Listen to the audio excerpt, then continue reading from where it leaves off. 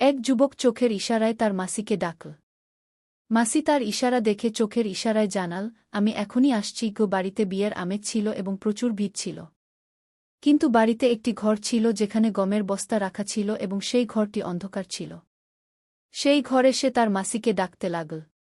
কিছুক্ষণ পরে মাসিও সুযোগ পেয়ে সেই ঘরে পৌঁছে গেল। তারপর সেই যুবক গমের বস্তার পিছনে তার মাসির সাথে সম্পর্ক শুরু করল। যুবক তার পুরো শক্তি দিয়ে মাসির সাথে সম্পর্ক করছিল এবং মাসিও তার পূর্ণ সহযোগিতা করছিল। সেই ঘরে কেউ ছিল না, তাই তাদের দুজনের আওয়াজ ঘরে গুঞ্জরিত হতে লাগল। এই আওয়াজ তার ফুফাতো ভাই শুনে ফেল। সে তৎক্ষণাৎ ঘরে চলে এল। যখন সে ঘরে এল, অন্ধকারের কারণে কিছু দেখতে পেল না। কিন্তু যখন সে গমের বস্তার পিছনে তাকাল, তখন দেখল সেই যুবক এবং তার মাসি নগ্ন অবস্থায় সম্পর্ক করছেন। তাদের এই অবস্থা দেখে তার ফুফাতো ভাইয়েরও ভারসাম্য নষ্ট হয়ে গেল। কিন্তু সে কিছু বলার আগেই তারা দুজনেই শেষ করে ফেল এবং বের হওয়ার জন্য প্রস্তুত হতে লাগল। যুবক বাইরে তাকাতেই দেখল তার ফুফাতো ভাই দাঁড়িয়ে আছে। তাকে দেখে যুবকের অবস্থা খারাপ হয়ে গেল। এখন সে ভাবতে লাগল, এটি সব দেখে ফেলেছে এবং সবাইকে বলে দেবে কি। তখন সে তার ফুফাতো ভাইকে অনুরোধ করতে লাগল যেন সে কাউকে কিছু না বলে। তার ফুফাতো ভাই তখন তাকে বলল, তুমি সম্পর্কগুলো কলঙ্কিত করছ এবং নিজের বাড়িতেই এমন অন্যায় কাজ করছ। আমি সবাইকে বলে দেব। যদি তুমি চাও যে আমি কাউকে না বলি, তাহলে তোমার মাসিকে বলো, সে তোমার সাথে যা করছিল আমার সাথেও তা করুক গে। এই কথা শুনে যুবকের মাথা গরম হয়ে গেল। সে তৎক্ষণাৎ বলে উঠল, এটা আমার এবং তার মধ্যে ব্যক্তিগত বিষয়। তুমি এতে হস্তক্ষেপ করলে ভালো হবে না গিয়ে। এই নিয়ে তাদের মধ্যে বিতর্ক শুরু হয়ে গেল এবং পরের গল্পটি আরও আকর্ষণীয় হয়ে উঠল। সেই পুরো গল্পটি আমি আপনাদের শোনাব। বন্ধুরা, আপনারা আমার আপনজন, আমার দেশের মানুষ। আমার শুধু এই অনুরোধ, যদি আপনি ভারত থেকে এই ভিডিওটি দেখছেন, তাহলে কমেন্টে এখনই হ্যাঁ লিখুন এবং ভিডিওটি লাইক করে চ্যানেলটি সাবস্ক্রাইব করুন। যারা আমাকে তাদের মনে করেন তারা দয়া করে এইটুকু করে দিন। তখনই তাদের বিতর্কের মধ্যে বাইরে থেকে জোরে জোরে দরজা পেটানোর শব্দ এল। ভিতরে কে আছে? দরজা খোলো। তখন রমেশ এবং মাসির হুঁশ উড়ে গেল এবং তার ফুফাতো ভাই সঞ্জু হতবাক হয়ে বলল, যদি কেউ ধরে ফেলে তাহলে পুরো বাড়িতে হইচই পড়ে যাবে কি। মাসি তাড়াতাড়ি দোপাট্টা ঠিক করে ভয়ে ভয়ে বলল, এখন কি করব? রমেশ ইশারায় সবাইকে চুপ থাকতে বলল। কিন্তু বাইরে থেকে আওয়াজ আরও জোরালো হতে লাগল। বাইরে থেকে কেউ বলল, আমরা খাবার নিতে এসেছি, তাড়াতাড়ি খোলো। এই আওয়াজ রমেশের ছোট চাচাতো ভাইদের ছিল। সম্ভবত তাদের এই ঘর থেকে খাবার নিয়ে যেতে হবে। রমেশ ভয়ে ভয়ে ইশারা করল সবাই শান্ত থাকতে। তখন তার ফুফাতো ভাই সঞ্জু বুদ্ধিমত্তা দেখিয়ে বলল, চুপচাপ জানালা দিয়ে বের হয়ে যাই। সঞ্জু ধীরে ধীরে জানালা খুলল এবং প্রথমে বাইরে লাফ দিল। তারপর রমেশও লাফ দিল।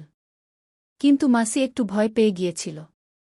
তবে রমেশ হাত ধরে তাকেও বাইরে নিয়ে এল। তিনজন তাড়াতাড়ি অন্ধকারে লুকিয়ে বাইরে বেরিয়ে গেল এবং আলাদা আলাদা দিকে চলে গেল যাতে কেউ সন্দেহ না করে। রাতে যখন সবাই বিয়ের আনন্দে মগ্ন ছিল, তখন রমেশ এবং সঞ্জু একা দেখা করল। রমেশ রেগে গিয়েছিল। তখন সে বলল, দেখ, তুমি যা বলেছ তা আবার বলো না কি। তখন সঞ্জু হেসে বলল, ভাই, তুমি তোমার মাসির সাথে মজা করতে পারো, কিন্তু আমি পারি না। এটা কোনো ন্যায়? তখন রমেশের রাগ বেড়ে গেল। কিন্তু তখনই তার ফুফাতো ভাই সঞ্জু ধীরে ধীরে বলল, যদি তুমি চাও যে আমি কাউকে কিছু না বলি, তাহলে মাসিকে বলো, সে তোমার সাথে যা করেছে আমার সাথেও তা করুক। না হলে সকাল হওয়ার আগেই পুরো পরিবার জানতে পারবে তোমরা কি করেছ গিয়ে। এই কথা শুনে রমেশের রক্ত গরম হয়ে গেল। এখন সে ভাবতে লাগল, যদি কথা বেরিয়ে যায় তাহলে সম্মান মাটিতে মিশে যাবে কি। এখন তার কাছে শুধু দুটি পথ ছিল, হয় সঞ্জুকে কোনোভাবে চুপ করাতে হবে, নতুবা সঞ্জুর কথা মেনে নিতে হবে। তখন রমেশের মাথায় একটি বিপজ্জনক পরিকল্পনা এল। সে সঞ্জুকে চুপ করানোর জন্য যে কোনো কিছু করতে প্রস্তুত ছিল। যদি আপনি এখনও গল্পে আটকে থাকেন, তাহলে দয়া করে ভিডিওটি একটি লাইক করুন। এখন তার কাছে আর কোনো উপায় ছিল না, তাই সে গিয়ে পুরো ঘটনা তার মাসিকে বলল। যখন মাসি সব শুনল, তখন সে হতবাক হয়ে গেল এবং বলতে লাগল, যদি তোমার ফুফাতো ভাই সবাইকে আমাদের সম্পর্কে বলে দিলে কি হবে? এই কথা শুনে রমেশ তাকে বলতে লাগল, তুমিও কি সঞ্জুর সাথে কিছু করতে চাও? এ কথা শুনে তার মাসি রেগে গেলেন এবং বলতে লাগলেন, আমি পরিস্থিতি বিবেচনা করে কথা বলছি না যে তুমি নোংরা চিন্তা করছ সে বিষয়ে। আমি তোমাকে শুধু এতটুকু বলতে চাই যে, যদি সে আমাদের সম্পর্কে কাউকে বলে দেয় তাহলে কি হবে? তখনই রমেশ বলল, যেভাবেই হোক এখনই তুমি তাকে তোমার কথায় জড়িয়ে ফেলো এবং বিয়ে শেষ হওয়ার পর আমরা তার সাথে ভালোভাবে কথা বলব। তারপর মাসি সেখান থেকে চলে গেলেন। কিছুক্ষণ পরে রমেশের মাসি সঞ্জুর কাছে এলেন এবং তার সাথে মিশে গল্প করতে লাগলেন। কিন্তু সঞ্জু আগে থেকেই বেশ চালাক ছেলে ছিল এবং সে কথায় কথায় মাসিকে এখানে সেখানে টাচ করে দিচ্ছিল। কিন্তু মাসির মজবুরি ছিল, তাই তিনি কিছু বলছিলেন না। আর সঞ্জু বারবার তাকে একান্তে দেখা করার জন্য বলছিল, কিন্তু মাসি ক্রমাগত না করে যাচ্ছিলেন এবং বলছিলেন, এখন তো বিয়ে, অনেক লোকজন আছে, আমি চাই না যে আবার সেই সব হোক। তাই 2-3 দিন অপেক্ষা করো, তারপর তুমি তোমার মনের ইচ্ছা পূরণ করে নিও। কিন্তু সঞ্জুও পুরানো খেলোয়াড় ছিল। তাই সে মাসির কথায় বিশ্বাস করছিল না। সে ভাবছিল যে যদি মাসি এখন হাত থেকে ছুটে যায়, তাহলে পরে আর কখনো তার সাথে কিছু করার সুযোগ মিলবে না। তাই সে মাসির পিছনে লেগেছিল। কিন্তু মাসি কোনো না কোনো অজুহাত দেখিয়ে তাকে টালবাহানা করছিলেন। মাসিও দেখতে কারো থেকে কম ছিলেন না, খুবই সুন্দর গোড়া চিটে এবং আকর্ষণীয় ছিলেন। তাই তার ফুফাতো ভাইয়ের মন তার দিকে থেকে সরছিল না এবং সে এই দুজনকে আপত্তিকর অবস্থায় দেখেই ফেলেছিল। তখন থেকে তার মনে শুধু সেই দৃশ্যই ঘুরছিল। ধীরে ধীরে মাসি 3-4 দিন তাকে টালবাহানা করার কাজ করলেন এবং তখন পর্যন্ত বিয়ের কাজ শেষ হয়ে গিয়েছিল এবং বাড়ির সব মেহমান চলে গিয়েছিল। তখন মাসিও নিজের বাড়ি যাওয়ার প্রস্তুতি নিচ্ছিলেন। এমন সময় রমেশের ফুফাতো ভাই তার কাছে চলে এল এবং বলল, যদি আমার কাজ না হয়, তাহলে এটা বুঝে নিও যে আমি তোমাদের দুজনের কেলেঙ্কারি সবার সামনে ফাঁস করে দেব। এখন এ কথা শুনে মাসি ভয় পেতে লাগলেন এবং তিনি তৎক্ষণাৎ রমেশের কাছে পৌঁছে তাকে বললেন, আমি এই ছেলেকে কয়েকদিন ধরে বোঝাচ্ছি এবং তোমার কথা মতো 4-5 দিন ধরে টালবাহানা করছি। কিন্তু সে নিজের জিদ ধরে বসে আছে এবং মানছেই না। তখন রমেশ তাকে বলল, আপনি চিন্তা করবেন না, আমি এখন আমার মতো করে এই বিষয়টি হ্যান্ডেল করব। তারপর রমেশ তার ফুফাতো ভাইয়ের কাছে পৌঁছে তাকে বলল, ভাই, তুই তো আমার নিজের, তাহলে তুই আমার সাথে এ ধরনের কথা কেন বলছিস? তখন তার ফুফাতো ভাই বলল, আরে সে তো তোমার মাসি ইয়ার। তুই তার সাথে এত বড় অন্যায় কাজ করেছিস, আর যখন আমি বলছি তখন তুই না করছিস? যা তুই করতে পারিস তা আমি কেন পারব না? তখন সে বলল, ভাই, যদি তুই চাস, তাহলে আমি এই বিষয়ে তোকে এক এক করে সব কথা বলতে পারি যে এই পুরো মামলার শুরু কোথা থেকে হয়েছিল। তার ফুফাতো ভাইও কিছুটা মাতাল ছিল। তখন সে বলল, চল বল, শেষ পর্যন্ত শুরু কোথা থেকে হয়েছিল। তখন রমেশ তার গল্প বলা শুরু করল এবং বলল, আমি 2 বছর আগে আমার মাসির বাড়িতে গিয়েছিলাম এবং রাতে দারু পান করেছিলাম। আমার মাসাজি যে বিছানায় ঘুমাতেন, আমি সেখানে ঘুমিয়ে পড়েছিলাম। আর আমি জানতাম না যে কখনো কখনো আমার মাসিও শরাব পান করেন। আর সেদিন মাসিও শরাব পান করেছিলেন। সেদিন শরার নেশায় তিনি আমাকে মাসাজি ভেবে আমার কাছে এসে শুয়ে পড়েছিলেন। আমরা দুজনই নেশায় ছিলাম এবং ভুলবশত মাসি আমাকে মাসাজি ভেবে নিয়ে আমার সাথে ছেলেখেলা শুরু করলেন। আমি নেশায় থাকার কারণে নিজেকে নিয়ন্ত্রণ করতে পারিনি এবং মাসির সাথে সহযোগিতা করতে লাগলাম। কিছুক্ষণ পরে আমরা দুজন নগ্ন হয়ে গেলাম এবং আমি মাসির সাথে সম্পর্ক স্থাপন করতে শুরু করলাম। সম্পর্ক স্থাপনের সময় যখন আমি কিছু বললাম, তখন মাসি একদম চমকে গেলেন এবং তার ফোন তুলে ফ্ল্যাশলাইট জ্বালিয়ে দেখলেন যে মাসাজির জায়গায় আমি আছি। তখন তিনি বললেন, এটা তুই আমার সাথে কি করলি? আমি নেশায় ছিলাম এবং মাসিও নেশা ছিলেন। আমি বললাম, এখন মাসি, যা হয়ে গেছে তা হয়ে যাক। দুজন লোকই ঈশ্বরার নেশা ছিল, এই কারণে মাসিও আমার কথা মেনে নিলেন এবং তারপর আমাদের দুজনের মধ্যে সম্পর্ক হয়ে গেল। আর যখন একবার এমন হল, তখন আমাদের দুজনের সংকোচ কেটে গেল এবং যখনই সুযোগ পেতাম, আমরা দুজন সম্পর্ক স্থাপন করতাম। এ কথা শুনে তার ফুফাতো ভাই জোরে জোরে হাসতে লাগল এবং বলল, এখন তো এই কথা এক এক করে সবাইকে বলব। তখন রমেশ বলল, ভাই, আমি তোমাকে বিশ্বাস করে এই কথা বলেছি এবং তুই আমার সাথে এমন আচরণ করছিস? তখন সে বলল, তোমার মাসি এত সুন্দর, তাকে দেখলে যে কেউ তার উপর ফিসলে যাবে, তাহলে আমি কিভাবে ছেড়ে দেব? রমেশ অনেকক্ষণ ধরে তার ফুফাতো ভাইকে বোঝানোর চেষ্টা করল, কিন্তু তার বোঝার মধ্যে আসল না। তার আচরণ দেখে রমেশ বুঝে গিয়েছিল যে সে মানবে না, তাই সে তার ফুফাতো ভাইকে বললাম, চল, আমি কাল তোমার ব্যাপারে মাসির সাথে কথা বলবো এবং কাল দুপুরে আমি যেখানে বলব তুমি সেখানে চলে আসবে। আর তুমি যা ইচ্ছা করবে তা মাসির সাথে করে নেবে।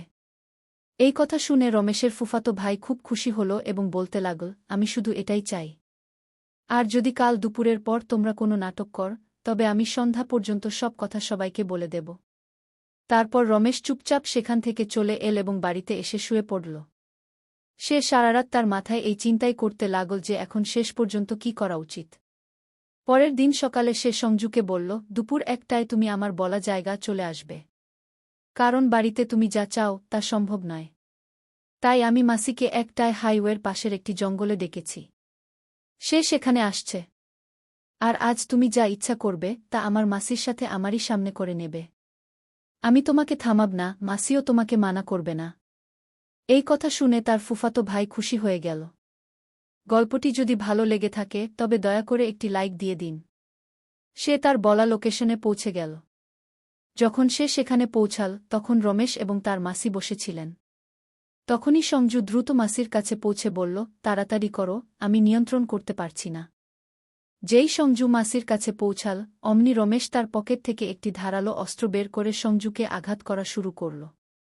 সে তখনই আঘাত করতে থাকল যতক্ষণ না সঞ্জুর প্রাণ বেরিয়ে গেল। তারপর সে সেখানেই জঙ্গলে একটি গাছের নিচে গর্ত খুঁড়ে সঞ্জুর লাশ পুঁতে ফেল। তারপর তার মাসি এবং রমেশ দুজনেই বাড়ি চলে এল। এরপর সন্ধ্যা পর্যন্ত সঞ্জু কোথাও দেখা দিল না, তাই বাড়ির লোকজন একটু চিন্তিত হয়ে পড়ল। যখন তারা সঞ্জুর ফোন করল তখন তার ফোন সুইচ অফ দেখাচ্ছিল। কিন্তু কেউ জানত না যে সে কোথায় গেছে। রাত প্রায় 12টা বাজতে বেশ কিছু সময় হয়ে গিয়েছিল, কিন্তু সঞ্জুর কোনো খোঁজ পাওয়া যাচ্ছিল না। সঞ্জুর মা খুব চিন্তিত হয়ে পড়লেন এবং তিনি পুলিশকে জানালেন। পুলিশ এসে একে একে সবাইকে জিজ্ঞাসাবাদ করল, কিন্তু সঞ্জু সম্পর্কে কেউ কিছুই জানত না। যখন রমেশ এবং তার মাসিকে এই বিষয়ে জিজ্ঞাসা করা হল তখন তারাও স্পষ্টভাবে সবকিছু অস্বীকার করল। এখন সঞ্জু সম্পর্কে কোনো তথ্যই পাওয়া যাচ্ছিল না। পুলিশ সঞ্জুর কল ডিটেইল চেক করল, কিন্তু তাতেও কোনো নম্বর পাওয়া গেল না যা থেকে কোনো সূত্র মিলতে পারে। কারণ রমেশ এবং তার চাচাতো ভাই সঞ্জুর সাথে যেসব কথা হয়েছিল তা সরাসরি মুখোমুখি হয়েছিল। ফোন বা মেসেজে কোনো ধরনের আলোচনা হয়নি। আর এরা দুজনই আত্মীয় ছিল, তাই পুলিশেরও ধারণা ছিল না যে ছেলেটির সাথে কেউ এমন কিছু করবে। ধীরে ধীরে এই কেসে অনেক সময় চলে গেল এবং সঞ্জুর মা প্রতিদিন থানায় গিয়ে পুলিশকে জিজ্ঞাসা করতেন যে তার ছেলের কোনো খোঁজ পাওয়া গেছে কিনা। কিন্তু কোনো ধরনের প্রমাণই মিলছিল না। এদিকে রমেশ এবং তার মাসি তাদের কাজে ব্যস্ত ছিল। তাদের যেন সম্পূর্ণ স্বাধীনতা মিলে গিয়েছিল। কিন্তু বলা হয় না, খারাপ কাজের খারাপ ফলই হয়। একদিন রমেশ তার মাসির বাড়িতে সম্পূর্ণ নগ্ন অবস্থায় তার সাথে সম্পর্ক স্থাপন করছিল, তখনই হঠাৎ করে তার মামা বাড়িতে চলে আসেন এবং তিনি তাদের দুজনকে হাতে নাতে পাকড়াও করেন। যখন মামা তাদের ধরে ফেলেন তখন তারা খুবই বিব্রত বোধ করে। এবং যখন মামা রমেশকে মারধর করতে শুরু করেন তখন রাগের মাথায় রমেশের মুখ থেকে বেরিয়ে যায়, মামা, বেশি বেয়াদবি করো না, নইলে তোমারও পরিণতি সঞ্জুর মতো হবে কি। এটা শুনে মামা সব বুঝে ফেলেন এবং তৎক্ষণাৎ বাড়ি থেকে বেরিয়ে গিয়ে সরাসরি থানায় পৌঁছে যান। থানায় পৌঁছে তিনি পুলিশকে পুরো ঘটনা জানান। পুলিশ যেই এই কথা শুনল অমনি রমেশ এবং তার মাসিকে বাড়ি থেকে গ্রেফতার করে থানায় নিয়ে যায়। থানায় নিয়ে গিয়ে যখন তাদের কঠোরভাবে জিজ্ঞাসাবাদ করা হয় তখন তারা দুজনেই পুলিশের সামনে সবকিছু খুলে বলে। তাদের দেওয়া তথ্য অনুযায়ী সঞ্জুর মৃতদেহ পাওয়া যায়। যদি মামা সেই দিন তাদের না দেখতেন তাহলে সম্ভবত এই দুজন কখনোই ধরা পড়ত না। এই গল্পে আপনি কার ভুল দেখতে পেলেন আপনার মতামত অবশ্যই জানাবেন। আমি আপনার মতামত খুব পছন্দ করি, তাই দয়া করে কমেন্ট করে আপনার মতামত জানাবেন। বন্ধুরা, আবেগের বশে মানুষ এইভাবে সম্পর্কগুলোকে কলঙ্কিত করে ফেলে, কিন্তু এই ঘটনাগুলোর সমাজে খুব খারাপ প্রভাব পড়ে। রমেশ এবং তার মাসি যা করছিল তা সত্যিই সমাজে একটি খারাপ উদাহরণ ছিল। বাকি আপনাদের এই বিষয়ে কী মতামত তা অবশ্যই জানাবেন। বন্ধুরা, এই গল্প বলার উদ্দেশ্য কারো মনে আঘাত দেওয়া নয়, কারো অনুভূতিতে আঘাত দেওয়া নয়, কোনো ধরনের অনৈতিকতা বা অশ্লীলতাকে উৎসাহিত করা নয় এবং কোনো ধরনের মাদককে উৎসাহিত করা নয়। এই গল্পের উদ্দেশ্য সমাজে ঘটে যাওয়া এই ধরনের বিষয়গুলো সম্পর্কে সচেতনতা তৈরি করা। আমরা এই গল্পের মাধ্যমে একটি শিক্ষামূলক বার্তা দিতে চাই যে সমাজে বসবাসকারী মানুষ এই ধরনের বিষয়গুলো সম্পর্কে সচেতন হোক এবং এমন ঘটনাগুলো সম্পর্কে তাদের দৃষ্টিভঙ্গি গড়ে তুলুক। এবং এই ধরনের ঘটনা থেকে নিজ নিজ বাড়িতে সতর্ক থাকুন, সচেতন থাকুন এবং নিরাপদে থাকুন। দেখা হবে আপনাদের সাথে অন্য কোনো গল্পে, ততক্ষণ পর্যন্ত নমস্কার।